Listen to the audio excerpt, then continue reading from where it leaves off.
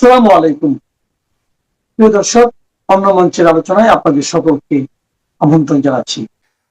গতকাল 22শে জানুয়ারি আমেরিকার সুবিখ্যাত দৈনিক দ্য ওয়াশিংটন পোস্টে একটি নিবন্ধ প্রকাশিত হয়েছে।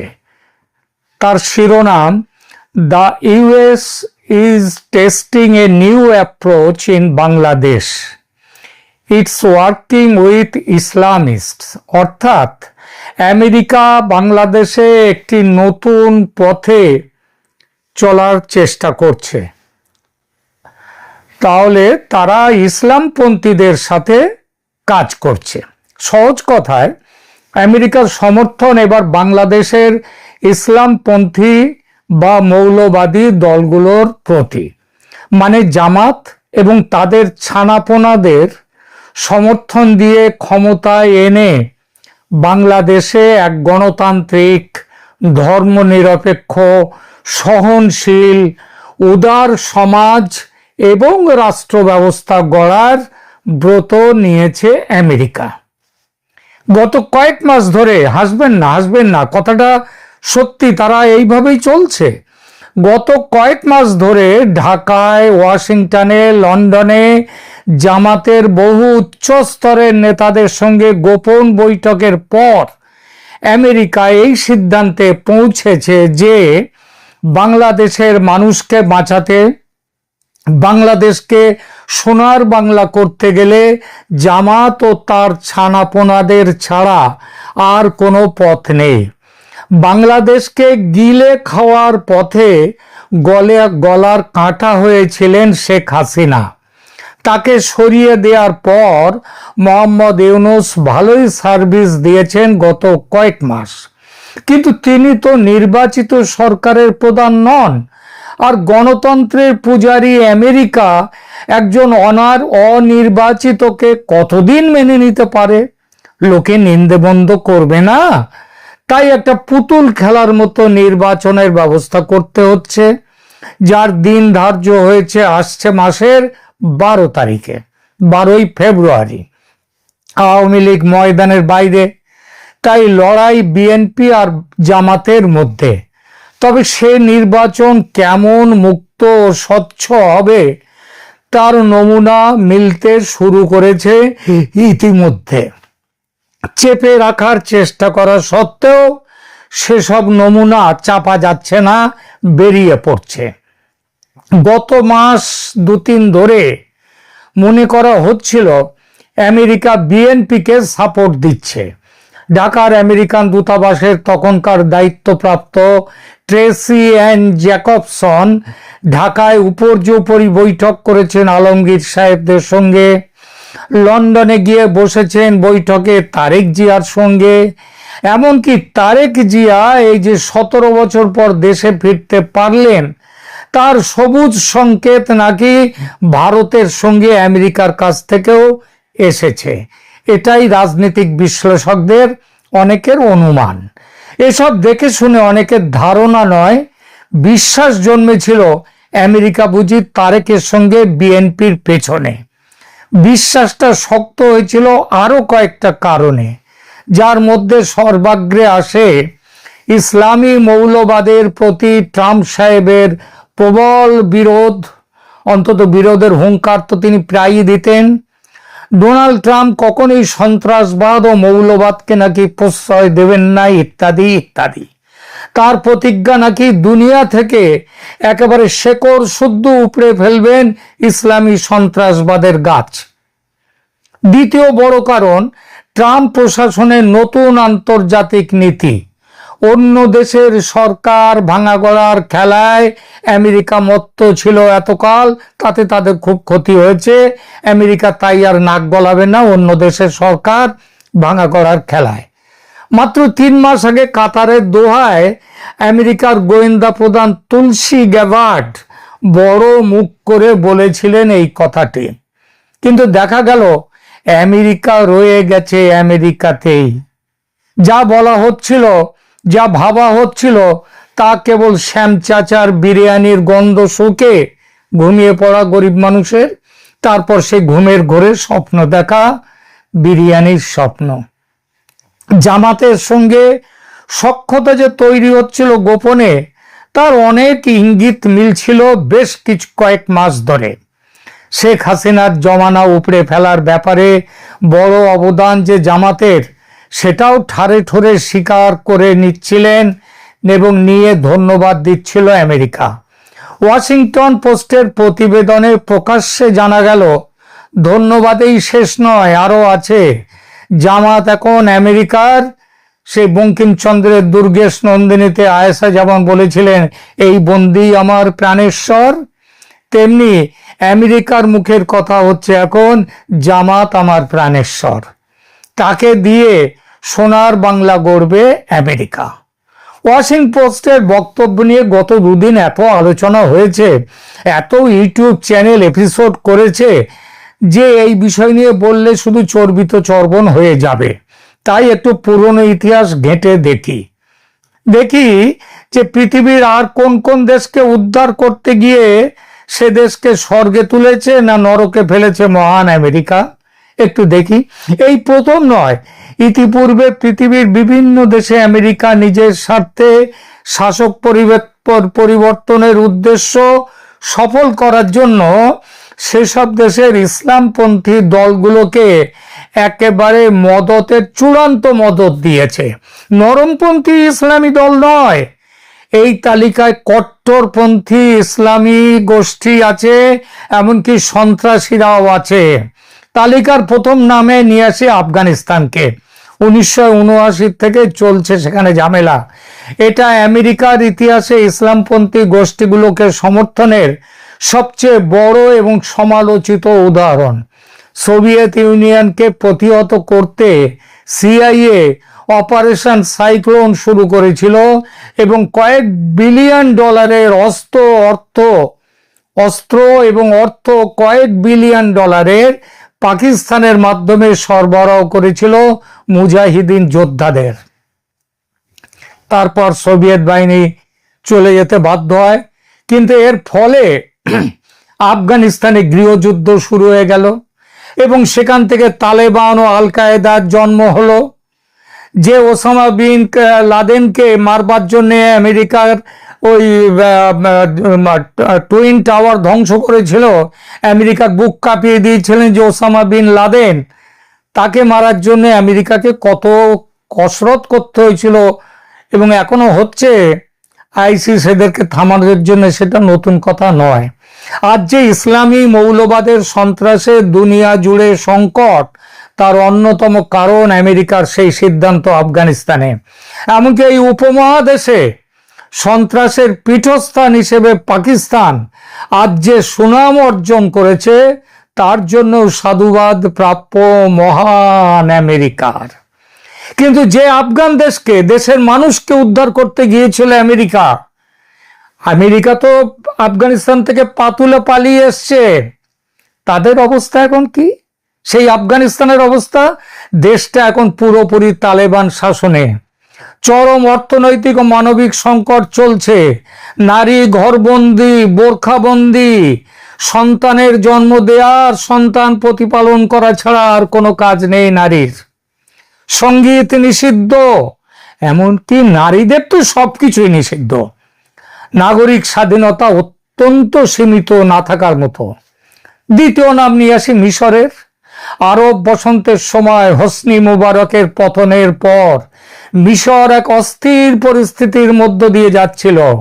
ওবামা প্রশাসন তখন মিশরের সবচেয়ে বড় যে ইসলামপন্থী সংগঠন, যাকে তার কথাটা পরে বলছি কি করেছে এখন, সেই সংগঠন মুসলিম ব্রাদারহুডকে রাজনৈতিক সমঝোতায় আসে তাদের সাথে আমেরিকা, এবং তাদের মনোনীত যে প্রেসিডেন্ট মোহাম্মদ মুরসির সরকারকে স্বীকৃতি দেয়। ফলাফল 2013 সালে এক রক্তক্ষয়ী সামরিক অভ্যুত্থানের মাধ্যমে সেনাপ্রধান সিসি ক্ষমতা দখল করেন। ব্রাদারহুডকে নিষিদ্ধ করে দেয়া হয়। এখন এই 2026-এ মিশর কোথায় দাঁড়িয়ে? সিসির কঠোর সামরিক শাসন চলছে, দেশের অর্থনীতি চৌপাট। এক সময় যে মিশর ছিল একটা গর্ব, স্বাধীনতা, যে মিশর সেই মিশর এখন শেষ। দেশের অর্থনীতি চৌপাট বলেইছি। আর 2026-এর শুরুতে সেই ব্রাদারহুডের 3টে শাখাকে সন্ত্রাসী ঘোষণা করে দিয়েছে শ্যামচাচা ট্রাম্প প্রশাসন। শ্যামচাচার কানে কিন্তু তারপরেও জল ঢোকেনি, ঢুকবেও না। ঢুকলে একই খেলা খেলতো না বাংলাদেশে। আসি সিরিয়ার কথায়। সিরিয়ার প্রেসিডেন্ট বাশার আল আসাদকে হঠাতে আমেরিকা দীর্ঘ সময় ধরে বিদ্রোহীদের সমস্ত রকম সমর্থন দিয়েছে। বিদ্রোহীদের অস্ত্র প্রশিক্ষণ দিতে গিয়ে অনেক ক্ষেত্রে কট্টরপন্থী সুন্নি গোষ্ঠীগুলো, যেমন আল নুসরা ফ্রন্ট, সালাফি গ্রুপের বিভিন্ন গ্রুপ, তাদেরকে প্রত্যক্ষভাবে মার্কিনীরা অস্ত্র অর্থ সহায়তা দিয়েছে। ফল কোথায় দাঁড়িয়ে আজ সিরিয়া এক ভয়াবহ ধ্বংসস্তূপে পরিণত এবং আইসিসের মতো উগ্র সংগঠনের উত্থান ঘটেছে। এবং মজার কথা কি জানেন, একটা সময় যাকে সন্ত্রাসী ঘোষণা করে যার নামে হুলিয়া জারি করেছিল আমেরিকা, তিনি এখন সিরিয়ার একটা অংশের প্রেসিডেন্ট। অতি সম্প্রতি এই সিরিয়ার সরকার গঠনের প্রক্রিয়া চলছে। আসাদ সরকার দুর্বল হয়েছে, কিন্তু দেশটি এখনো পুরোপুরি অখণ্ড নয়, স্থিতিশীল নয়। সেখানে বিভিন্ন জায়গায় বিভিন্ন সরকার কাজ করছে। লিবিয়ার কথায় আসি। মুয়াম্মার গাদ্দাফির নাম তো আপনারা সবাই জানেন, লৌহ মানব। তাকে ক্ষমতাচ্যুত করতে ন্যাটো জোটের সাথে আমেরিকা সরাসরি হস্তক্ষেপ করেছিল।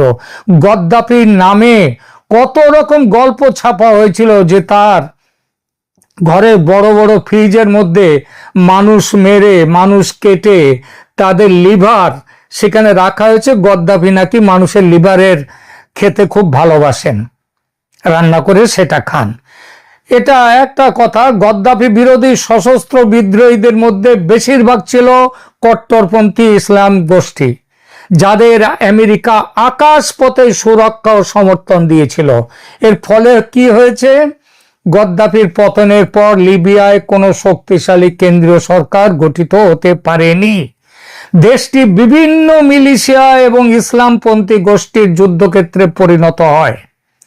এই 2026-এ লিবিয়া বর্তমানে বিভক্ত। দেশটাতে দুই অংশে দুটো সরকার সক্রিয় এবং দীর্ঘদিনের গৃহযুদ্ধের ফলে সাধারণ মানুষের জীবনযাত্রার মান চরমভাবে নিচে নেমে গেছে। বাংলাদেশও কিন্তু দ্বিখণ্ডিত হওয়ার পথে। কিভাবে, কেন, সে কথায় পরে আসছি। আসি ইরাকের কথায়। ইরাকের সাদ্দাম হোসেন পারমাণবিক অস্ত্র তৈরি করছেন, এই মিথ্যে অজুহাত দিয়ে সাদ্দামকে কিভাবে খতম করা হলো খুব বেশি দিন আগের কথা নয়, আপনারা অনেকেই জানেন।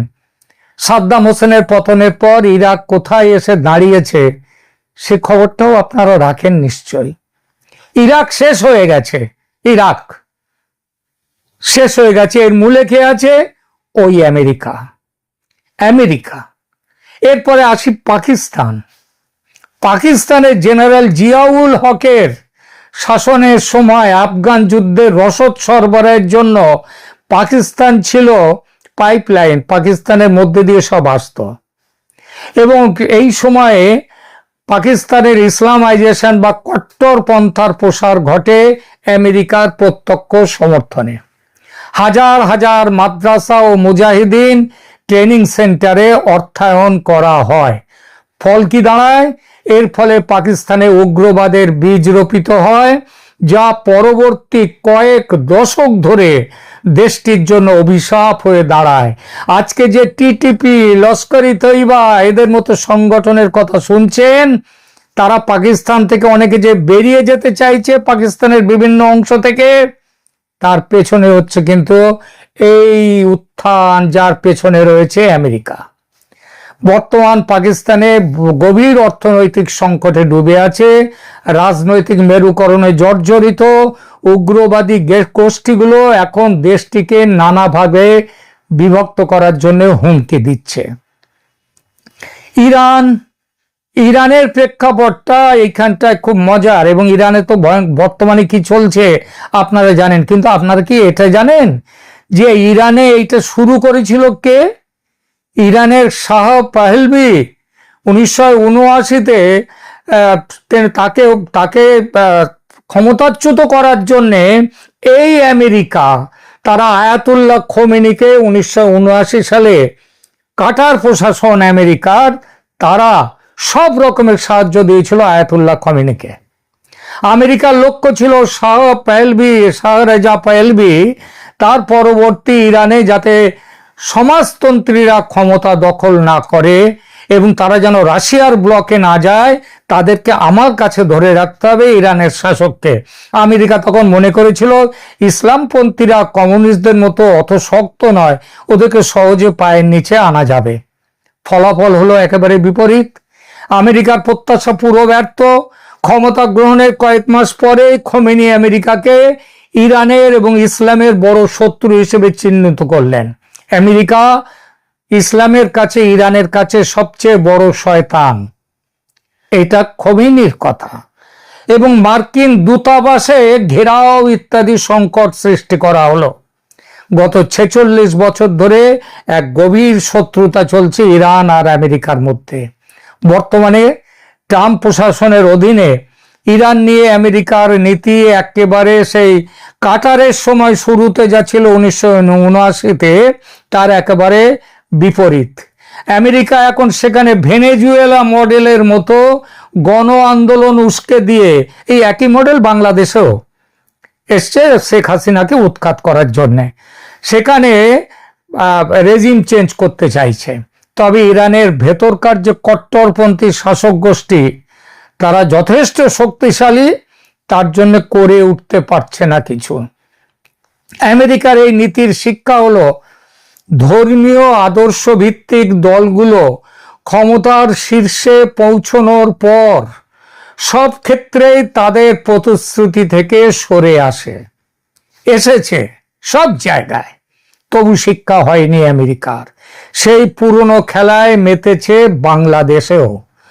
বাংলাদেশে বর্তমানে আমেরিকা যে নীতি গ্রহণ করেছে তাকে ওয়াশিংটন পোস্ট বলেছে এ নিউ অ্যাপ্রোচ, একটি নতুন পদ্ধতি বা নতুন কৌশল।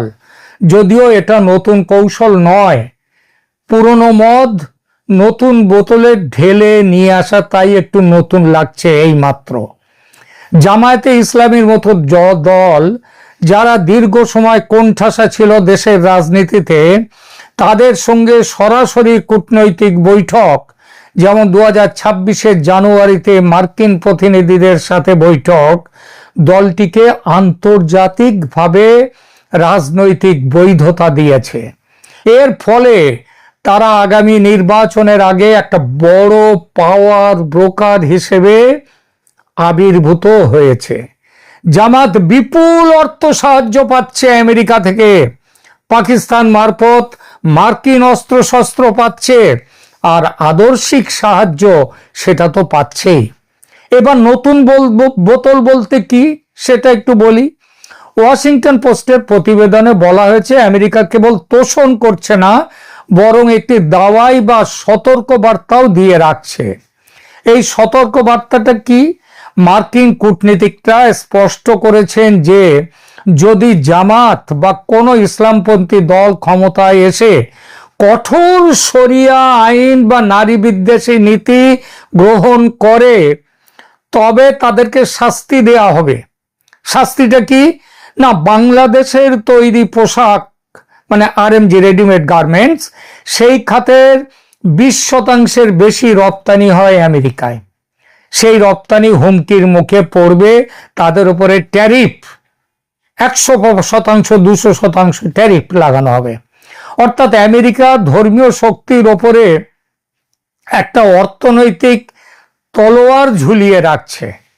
বাংলাদেশকে সোনার বাংলা হিসেবে গড়তে আমেরিকা এতটাই উদ্গ্রীব যে এই নীতিতে এগোলে ভারতের সাথে তাদের সম্পর্কে বড় ফাটল ধরতে পারে, এটা জেনেও পিছিয়ে আসছে না। ভারত ঐতিহাসিকভাবে জামাতকে দক্ষিণ এশিয়ার নিরাপত্তার জন্য ঝুঁকি মনে করে এবং সেটা মনে করে যথার্থভাবে। আমেরিকার এই নতুন পরীক্ষা বাংলাদেশকে ভারতের বিরোধী বললে কম বলা হয়, পাকিস্তানের মতো চরম শত্রু করে তুলবে বাংলাদেশকে ভারতের কাছে।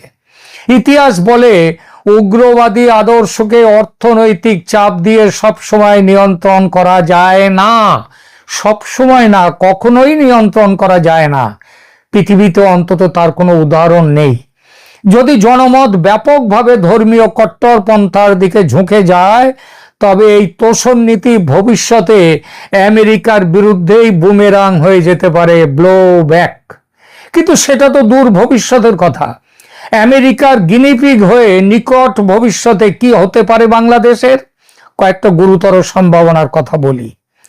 এক, গঙ্গা জল বন্টন চুক্তি এবছর শেষ হচ্ছে, নবীকরণ করবে না ভারত। ফরাক্কার জল বাংলাদেশ যা পাবে সেটা ভারতের ইচ্ছা ও সুবিধা মাফিক। শুখা মরশুমে জল দেবে না ভারত, আর বর্ষার মরশুমে বেশি করে জল ছাড়বে। ফলাফল কি হবে ভাবুন। দ্বিতীয়, তিস্তা জলবন্টন চুক্তি স্বাক্ষরের সম্ভাবনা অতলে তলিয়ে গেল। কি পরিস্থিতি হবে? হচ্ছে সেই পরিস্থিতি চলবে, এটা মনে রাখুন। 3 নম্বর, ভারত তার স্থল সীমান্ত এবং আকাশ সীমান্ত বন্ধ করে দেবে বাংলাদেশের জন্য। কোথা দিয়ে যাবি যা। খাদ্যদ্রব্যের রপ্তানি 4 নম্বর, খাদ্যদ্রব্যের রপ্তানি সম্পূর্ণ বন্ধ করবে ভারত।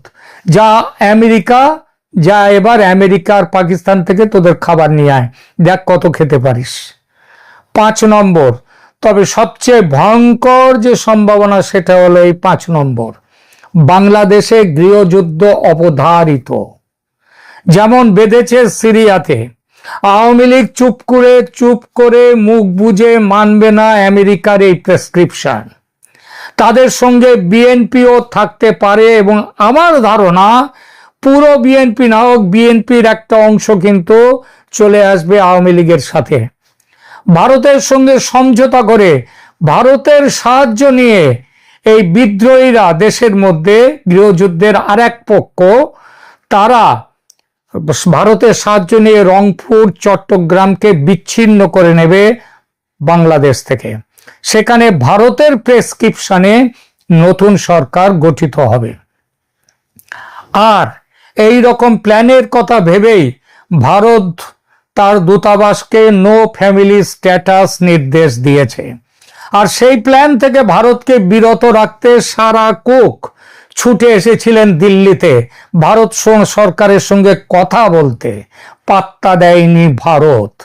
ভারতের হাবভাব দেখে নিশ্চিত বোঝা যাচ্ছে খুব দ্রুত বড় কিছু ঘটতে চলেছে।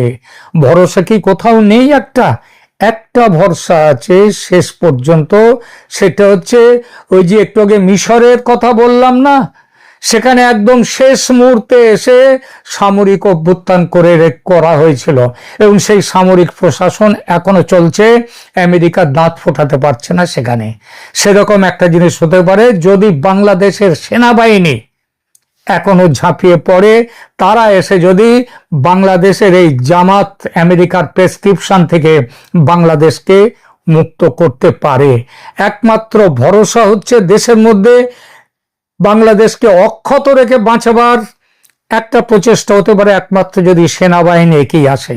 আর দ্বিতীয় যেটা সম্ভাবনা, সেটা ওই যে বললাম যে ভারত গৃহযুদ্ধ এবং ভারতের প্রেসক্রিপশনে বাংলাদেশ খণ্ডিত হবে, এক নয় দুটো অংশে, এবং দুটো অংশে নতুন সরকার গঠিত হবে। গিনিপিগের নিয়তি এটাই, কি জানেন? মরার আগে তাদের শান্তি নেই, তাদের শান্তি মরে গিয়ে। বাংলাদেশ সেই গিনিপিগের নিয়তির দিকে এগিয়ে চলেছে। ধন্যবাদ।